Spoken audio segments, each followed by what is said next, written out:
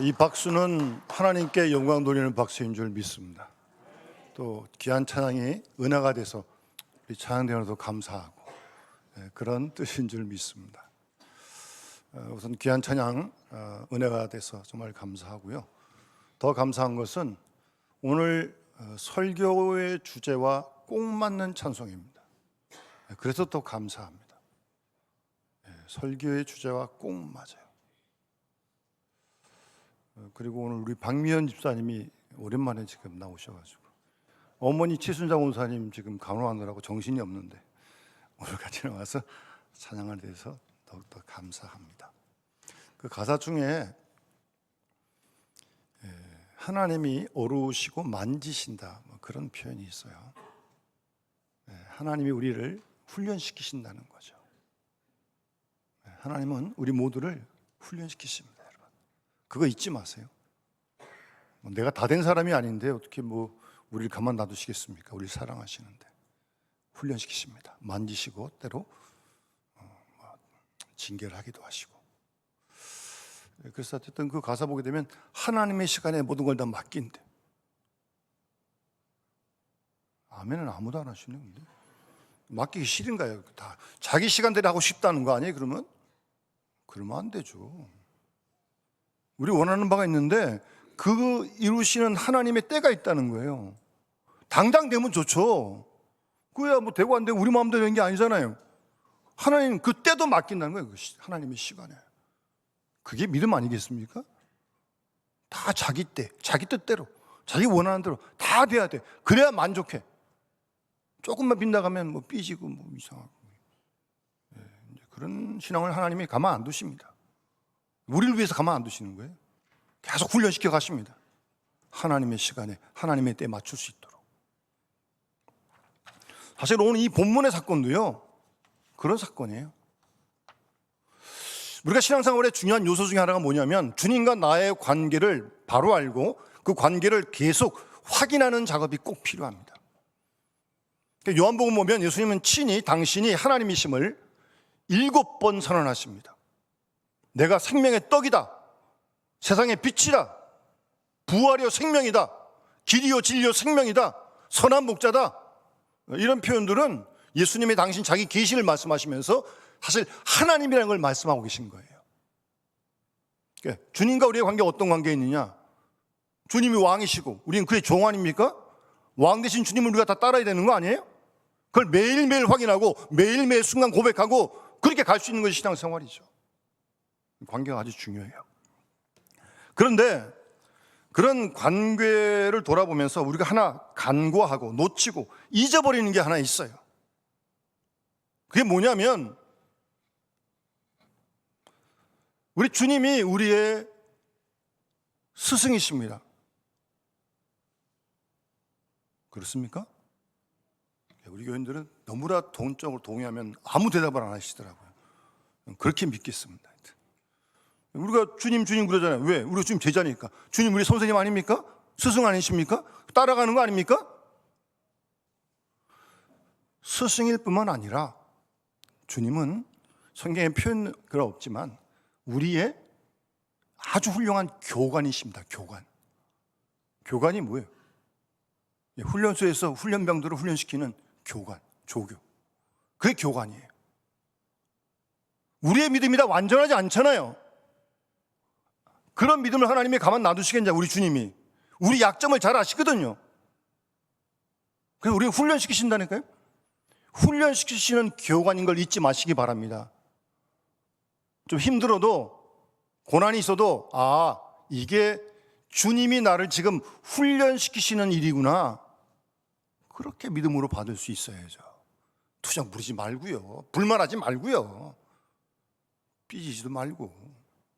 사랑으로 나를 이렇게 훈련시키신다. 왜? 교관이시니까. 여러분 학교 다니실 때 다 경험해 보셨겠지만 졸업하고 난 다음에 어떤 선생님이 제일 기억나십니까? 잘 봐주는 선생님. 출석도 잘 안 부르시고. 그때는 좋았지만 돌이켜보면 그런 분들은 잘 기억 안 나요. 또 너무 심하게 때리는 사람은 나쁜 감정만 남아있어. 그런데 수업 시간에 숙제도 많이 내고 수업도 아주 타이트하게 출석도 꼭 부르고 그 당시엔 그게 지겨웠지만 졸업하고 나니까 그 선생님이 너무나 고마운 거야. 왜? 사랑하는 제자들을 위해서 그렇게 애쓰신 거니까. 그래서 기억나는 거야, 그 선생님이. 마찬가지로 주님이 우리 각자를, 여러분들을요, 훈련시키신다니까요. 만지시고 주무르신다니까요. 빚어가신다니까요. 우리 주님이.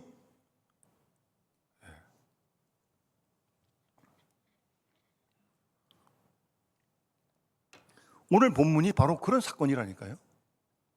이 사건이 제자들을 지금 훈련시켜 가시는 과정이에요, 지금 이게. 그걸 어떻게 할 수 있냐면, 잘 보세요. 오늘 22절 보시면 예수님이 제자들을 즉시, 그러니까 지금 바로 앞에 오병이어 사건이 있었거든요. 오병이어로 5,000명 떡을 먹이신 거예요. 예수님이 지금 다 보냈어요, 그 사람들은. 그렇지, 제자들만 남았는데 제자들을 즉시 재촉하사, 뭐예요? 빨리 배 타고 건너편으로 가라는 거예요. 주님이 보내시는 거예요, 지금. 근데 주님은 이제 보내시고 난 다음에 가끔씩 그러시듯이 혼자 산으로 기도하러 올라가십니다. 여러분, 5,000명 오병이어 사건, 주님의 인기가 얼마나 올라갔겠습니까? 그때 뭐 어떤 신학자는 최고, 주님의 인기 절정이다, 그러지 않겠습니까? 근데 저들 다 미리 보내시고 당신은 홀로 산으로 기도하러 올라가십니다. 여러분, 이런 주님의 행보를 놓치지 말아야 돼요. 주님의 의도가, 마음이 어디 있는지 잘 헤아리셔야 됩니다, 여러분. 뭐라고 기도하시는지 내용은 안 써 있지만 올해 묵상해 보면 조금 이렇게 짐작이 되기도 하는데, 어쨌든 그 배 타고 지금 가요. 맨리 수리를 갔어요. 근데 바람이 막 부니까 물길이 막 출렁거려가지고 24일 보면 고난을 당하더라 그랬어요. 이 배 타고 갈 때 이 물 때문에, 바람 때문에, 풍랑 때문에 당하는 고난이 얼마나 무섭습니까? 이거 뭐 기울기도 하고 막 오르락 내리락 하고 막 난리 나는 거 아닙니까?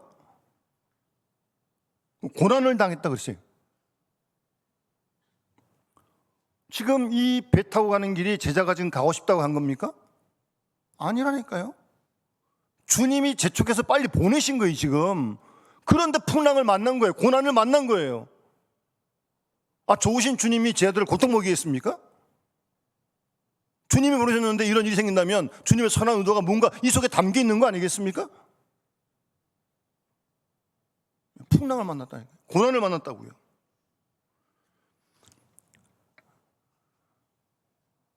주님의 말씀 따라 순종했더니 이런 고난이 찾아왔더라. 여러분도 그런 경험이 자꾸 그게 있을 줄 압니다. 내 마음대로 했으면 괜찮았을 텐데 주님 말씀대로 순종했더니 별로 재미도 없고 뭐 도움도 안 되고 뭐 득도 안 되고 뭐 어려움만 생기네. 이제 그런 믿음이 약하면 이제 금방 뜨죠. 그만두고 안 하죠. 이제 그 다음부터는. 그럼 믿음이 깊은 사람은 그러지 않습니다. 주님의 뜻이 있겠지. 내가 잘 모르지만 분명히 있을 거야. 그걸 믿는 거죠. 그러니까 너무 이렇게 경거망동하지 마세요. 막 이렇게 얇게, 얄팍하게 그러지 마세요. 이렇게 막 장기를 돌려가지고 그러지 마시라니까. 좀 진득하게 좀 믿음으로 좀. 이해가 안 돼도 당장 하나님 살아계시니까. 그럼 더 무서운 건 풍랑 만나지 고난을 맞으면 죽게 됐는데 지금 난리가 났는데, 그때가 밤 사경이에요. 새벽 3시부터 8시 사이에 지금 캄캄해요. 지금 얼마나 무섭겠습니까 지금. 그런데 그때 예수님이 바다 위로 걸어서 제자들에게 오십니다. 어디로 오신다고요? 바다 위를 걸으셔가지고. 안 놀라시죠? 믿음이 너무 좋아서 뭐 미동도 없네요. 바다 위로 걸어오신 거 예수님이.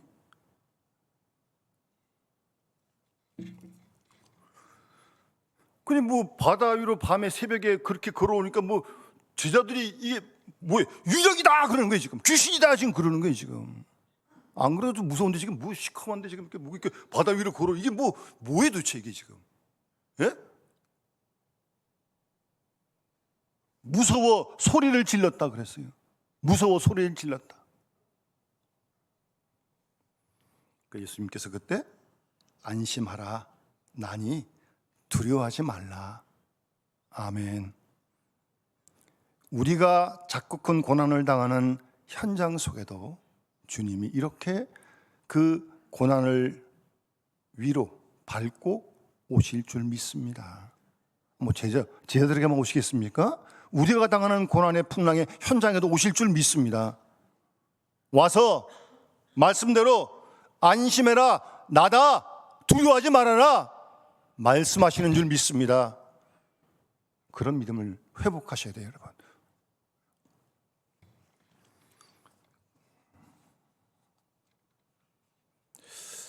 그랬더니 이 성질 급한 베드로가도 가만 못 있죠. 만일 주님이시면 나를 명하여 물 위로 오라고 하십시오. 뭐예요 이게 뚱단지같이. 물 위로 가서 어쩌려고 자기가. 참 특이한 사람이야 아주. 뭐 물 위로 가서 어떻게 됐던 게 지금. 예? 뭐 하려고 지금. 그래서 주님도 이걸 들어주십니다. 예? 오라. 베드로가 배에 내려서 걸어가요 지금. 갈릴리 바다 위를. 근데 걸어갈 때까지는 유령이라고 생각했던 주님 바라보고 갔는데 좀 눈을 돌려가지고 옆을 보니까 이게 지금 난리거든요 지금 이게. 예? 막 그냥 몇 자국 걸어가다가 무서워서 빠져가고 있는 거예요. 그러니까 또 죽겠다가 주님 나를 구원해 주십시오 또 그럽니다. 그 예수님 또 그래 물맛 좀 봐라 그러지도 않고 손을 딱 내밀어 가지고 붙잡아 주십니다. 예? 참 좋으신 주님이에요 정말. 그리고 믿음이 작은 자여 왜 의심하느냐 라고 말씀하시면서 그 베드로 손잡고 배에 함께 오르십니다. 그랬더니 바람이 그쳤다 라고 말씀하십니다. 고요한 거죠? 평안한 거죠? 이렇게 바람이 그치는 고요함이, 평안함이 우리의 삶의 고난의 풍랑의 여정 속에서도 함께 하실 줄 믿습니다. 풍랑이 없는 게 아니에요. 고난이 없는 게 아니에요. 그 가운데 주님이 배에 함께 타시니까 고요해지는 거예요. 그런 은혜가 있기를 바랍니다. 그런 은혜를 사모하실 수 있기를 바랍니다.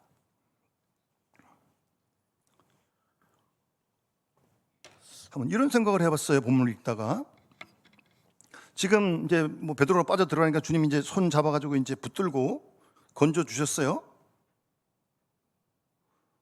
그리고 이제 뭐 왜 믿음이 적은 자 이러면서 배에 이제 올라가셨어요. 예수님도 베드로도. 만약에 그런데 예수님이 베드로 손잡고 배에 안 올라타시고 그냥 계속해서 갈릴리 바다를 걸어가지고 육지까지 갔다. 주님이 그럴 수 있습니까? 그럴 수 있습니까? 없습니까? 그래야 제가 설교를 계속하죠. 그럴 수 있는 분이시죠. 하나님이신데, 예? 그렇게 하실 수 있다니까요. 전능하신 하나님이 뭘 못하시겠어요, 주님이. 그 베드로 손잡고 배 안 타고 그냥 가실 수 있다니까, 육지까지. 만약 그렇게 하셨다면 베드로가 뭐라 그럴 것 같아요, 여러분? 목에 딱 힘주고 어깨 딱 펴. 쟤들 보면서 너네들이 이걸 알아? 혹시 뭐 그러지 않았을까요? 교만이 아마 하늘을 찔렀을 겁니다. 아마. 주님은 그러지 않으셨어요. 잘 보세요. 그럴 수 있는 주님이십니다. 그러나 그렇게 하지 않으셨습니다.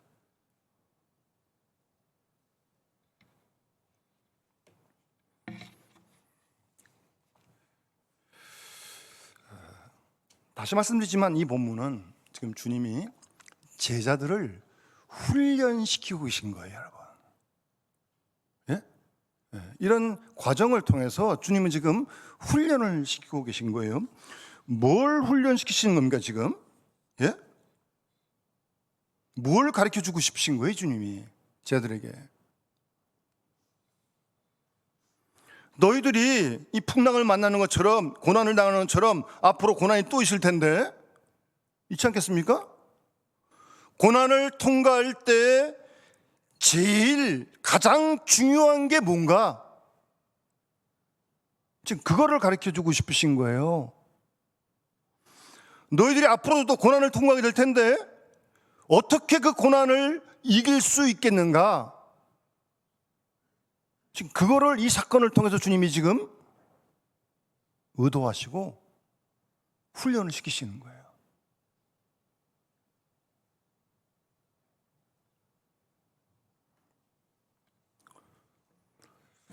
여러분들은 고난을 당하고 어려움을 당하고 풍랑을 만나면 어떻습니까?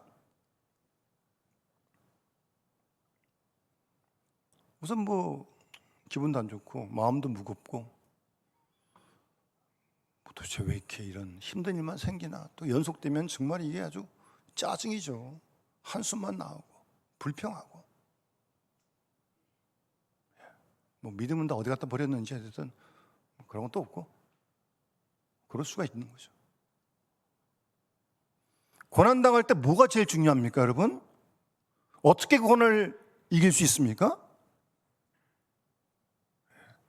그걸 가르쳐 주기 위해서 주님이 지금 이 사건 속에 말씀하고 계신 거예요.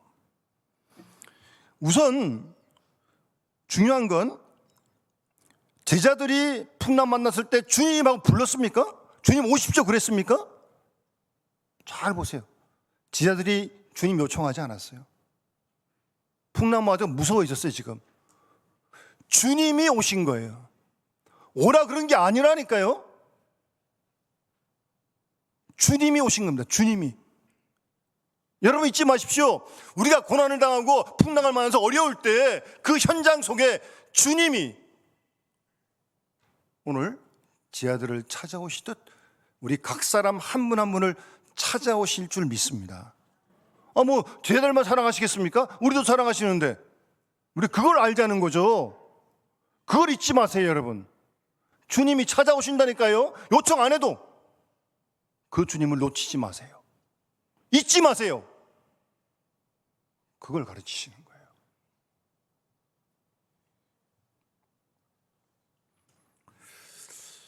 거예요.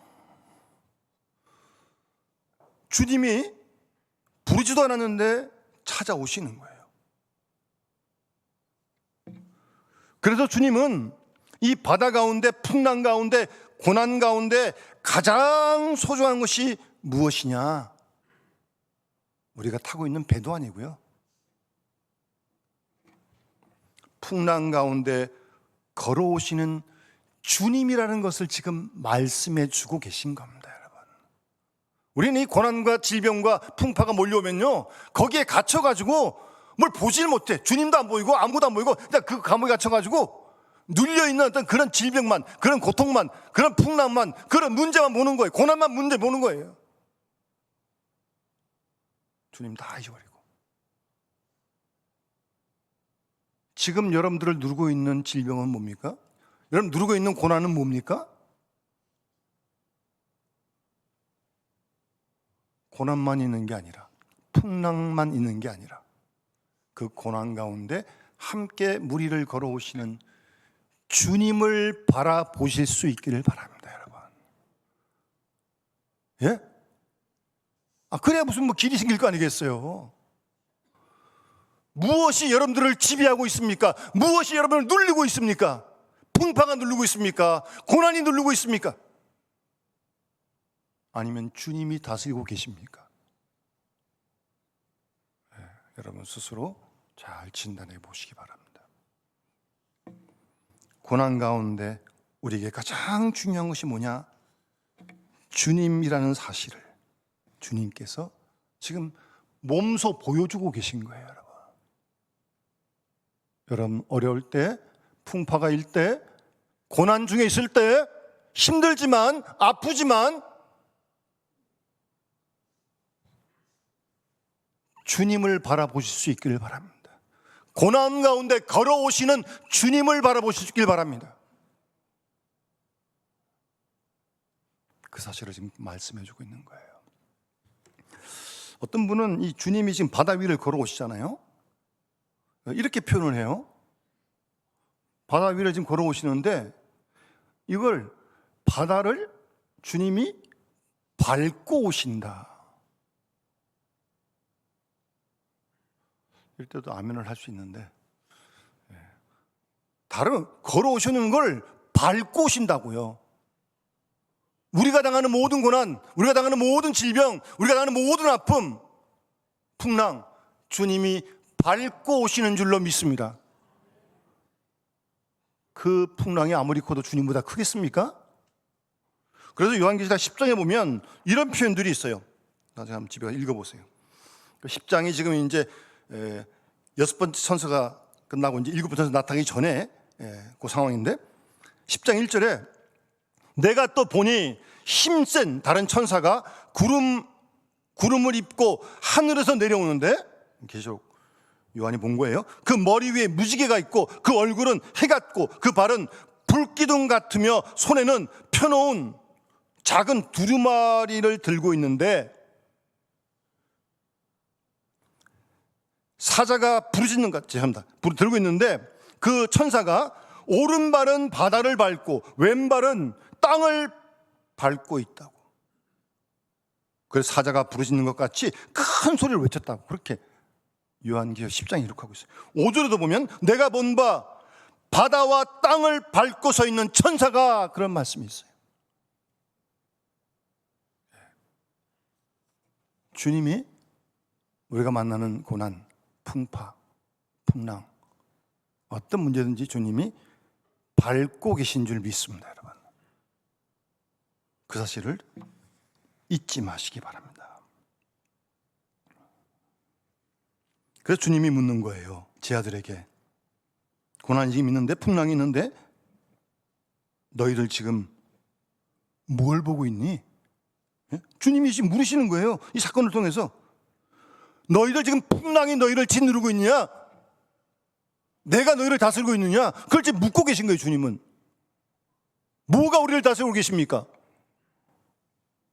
아무리 풍랑이 커도 주님이 우리를 다스리고 계신 줄 믿습니다.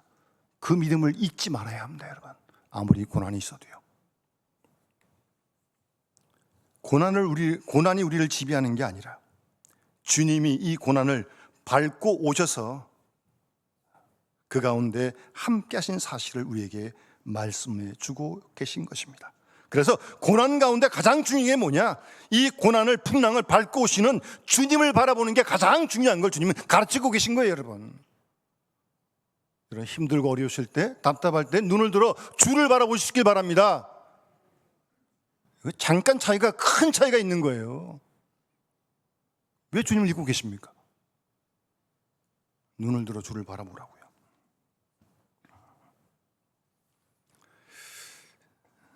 그런 다음에 주님께서 바다 위로 걸어오셔서, 중요한 건 베드로 빠져가는 걸 건져서 배에 올라타셨다는 겁니다. 아까 말씀드린 것처럼 주님 걸어갈 수 있어요. 베드로 손잡고. 예? 그럴 수 있는 분이에요. 충분히. 그러나 그렇게 하지 않고 손잡고 베드로와 함께 배를 타셨다는 게 아주 중요한 사건입니다. 뭘 말씀하시고 자시는 거예요, 지금 주님께서? 예? 배에 올라탔더니 바람이 그치는지라 라고 말씀하시는데, 주님께서는 물 위를 계속 걷는 그런 기적 행하실 수 있어요. 그러나 그러지 않고 베드로와 함께 배에 올라타셨다는 겁니다. 그러니까 이 기적이 일상화되는 걸 말하려는 게 아니에요. 다 우리는 이런 기적만 계속 있으면 좋아하는 거죠. 그걸 말씀하시는 게 아니에요. 뭐 그러다 고난이 없습니까, 우리에게? 그걸 말씀하시는 게 아니에요. 배에 함께 올라타신다는 거예요. 사실 그런데 이 배는요, 풍랑을 만나니까 아무런 역할을 하지 못해요. 그렇잖아요, 배는. 여러분, 우리가 가진 것은요, 고난당할 때 아무런 소용이 없습니다. 돈 가지고 병을 다 고칠 수 있습니까? 돈 가지고 뭐 다 되는 일이 있습니까? 돈 가지고도 안 되는 일이 있는 거예요. 돈 가지고 맛있는 거 사 먹을 수 있지만 돈 가지고 식욕을 키울 수 있습니까? 안 됩니다. 그는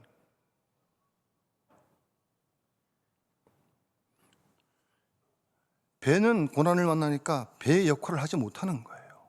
우리가 가진 거 고난에 아무런 소용이 없습니다. 우리 가진 걸로 고난이 다 해결된다면 기도 안 해도 되는 거죠. 그러나 우리 가진 것으로 고난이 다 해결되지 않습니다. 다 이미 경험했잖아요, 우리가요. 그런데 주님은 그 배를 버리지 않습니다. 소용없다고. 그 배에 함께 타신다는 거예요. 그러니까 주님은 배가 필요 없다는 게 아니에요. 그들이 타고 있는 배가, 그들을 위한 배가. 그런데 그 배에 주님이 타시면 배는 배의 역할을 다시 할 수 있다는 겁니다, 여러분. 예? 주님이 타시면. 배의 가치는 주님이 함께 타실 때 그 가치가 나타나는 거예요. 마찬가지로 우리 그리스도인의 가치는 언제 나타나느냐? 주님이 우리와 함께 할 때만 나타나는 줄 믿습니다. 여러분, 착각하지 마십시오. 교회 다닌다고 다 그러지 않습니다. 주님이 함께 할 때만 그 가치가 드러나는 거예요. 여러분, 잘 아세요. 여러분, 주님 함께 하지만 나 혼자 가서 가치가 드러납니까? 착각하지 마세요. 풍랑이 오면 배가 그 배 기능을 하지 못하지만 배가 배 역할을 온전히 감당하려면 주님이 그 배에 타셔야 된다니까요. 우리가 가진 돈이 돈 역할을 똑바로 하려면 돈의 주님이 함께 계셔야 합니다. 그래야 그 돈이 똑바른 역할을 해야 돼. 주님 없는 돈 가지고 뭐 하겠습니까? 죄 짓지. 주님이 함께 할 때 그 돈이 귀한 가치가 될 줄 믿습니다, 여러분.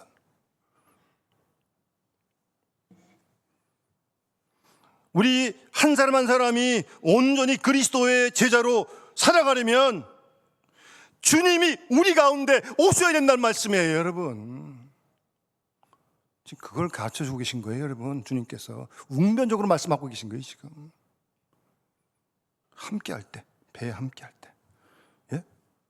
그래서 주님은 너희들이 고난당하고 풍랑 만나는데 배로 이기는 게 아니라는 거예요.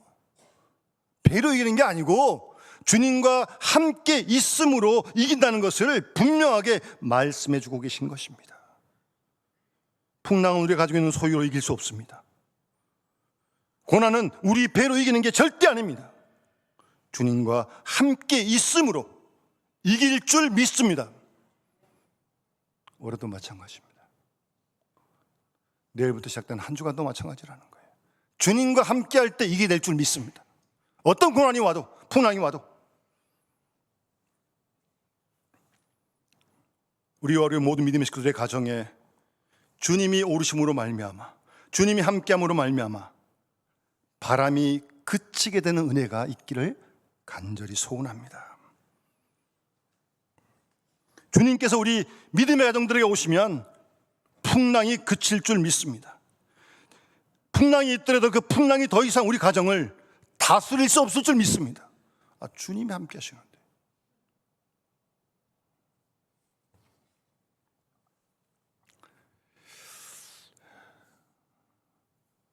그러니까 주님은 이 기적이 일상화되기를 원하시는 게 아니에요. 그걸 보여주려는 게 아니에요. 이 기적이 우리의 삶에 365일 매일매일의 기적이 되길 원하시는 거예요. 주님과 함께하는 이 놀라운 기적이 말입니다. 제자들도 지금 그걸 가르쳐 주시는 겁니다. 그래서 우리는 이런 일이 계속 있으면 제일 좋은 거죠. 걱정할 도 없고 그냥 만사형통이니까. 그런 낭만적인 얘기를 하자는 게 아니에요. 어느 인생에 고난, 풍랑, 역경이 없는 사람이 어디 있습니까? 무섭게 몰아치는데요, 정말 견디기가 힘든 일도 있고 하루 이틀 끝나는 것도 아니고. 제가 전에 있던 교회 처음에 그게 부임해서 교구 신방을 이제 하거든요, 부목사들은. 그래서 제가 이제 처음 신방한 집에 남자 집사님이 병상에 계셨는데 교통사고를 다 해가지고 목, 이하, 경수 꼼짝 못합니다. 그렇게 누워 계신 지 13년 됐습니다. 13년. 누워서 13년. 근데 제가 신망가서 놀라운 건요, 그 13년 누워 계신 그 집사님 얼굴이, 남자 집사님인데 너무나 평안한 거예요. 목사님 저보다 훨씬 더 평안해. 13년 누워 있었는데. 그 병실에 벽벽이 하나님 말씀 다 기록해 놓고 그 말씀을 암송하고, 뭐 간호사들이 또 바뀌잖아요. 선물로 성령 찬송을 사서 선물로 주고, 그렇게 병상에 13년 누워 계신 거예요. 그 집사님이 스스로 이런 고백을 해요. 내가 그때 사고 났을 때 죽었으면 나 지옥 갔을 겁니다. 그럼 집사지만 예수를 제대로 안 믿었다는 거죠. 근데 그 속에서 변화를 받고 천국에 확신이 생기고, 그러면서 그 얼굴이 그렇게 천사같이. 제가 초면에 신방 갔는데 신방 간 게 아니라 오히려 신방 받고 온 것 같더라고요. 은혜를 받고 와서 제가. 여러분, 그 집사님 가정에 13년 동안 풍랑이 없습니까? 13년 동안 매일이 풍랑이죠. 그러나 그 얼굴이 그렇게 평안하다는 거예요. 13년 매일매일 풍랑이지만, 고난이지만. 왜 그런 거예요? 뭐 때문에 그런 거예요? 주님이 함께 하시니까. 그런 은혜를 누리는 거 아니겠습니까? 여러분, 그런 은혜를 우리도 누려야 되는 거 아니에요? 예? 그런 욕심 안 나세요?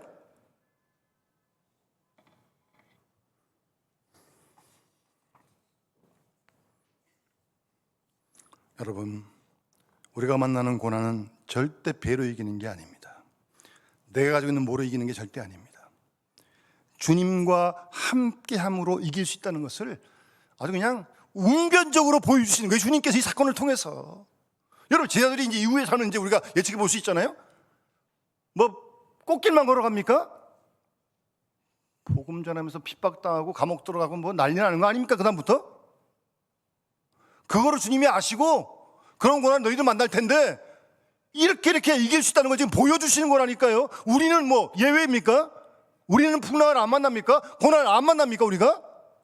어떻게 고난을 이기시겠어요, 여러분? 매일매일 만나는데. 고난 중에 주님을 바라봐야 돼요, 여러분. 그리고 그 배에 주님이 함께 오실 때, 주님이 배에 함께 하실 때 우리가 고난을 감당하게 될 줄로 믿습니다. 그걸 지금 주님께서 훈련시키시는 게 지금 제자들에게.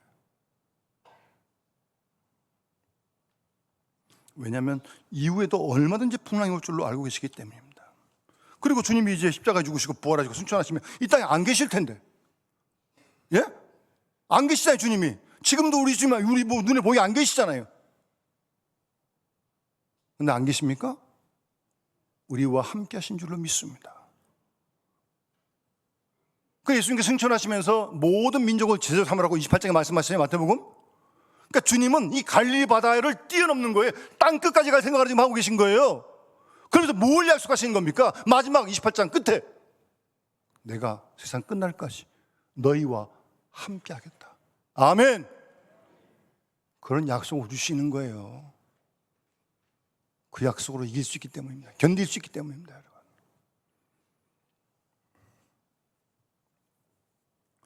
여러분, 우리가 이제 주일날 예배 드리고 나면 우리는 우리의 일상으로 이제 돌아가야 됩니다. 직장으로, 가정으로, 뭐 학교로. 제가 어떤 집사님은 월요일날이 제일 싫대. 왜 그러냐 물어봤더니 조금만 사월하는데 매일 적자거든요, 지금. 월요일 죽도 싫대. 여러분, 그래도 가야죠. 접은다면 모르겠지만 거기가 우리의 일상의 갈릴리인 줄 믿습니다. 우리의 갈릴리가 있다고요. 주님과 함께 갈 수 있길 바랍니다.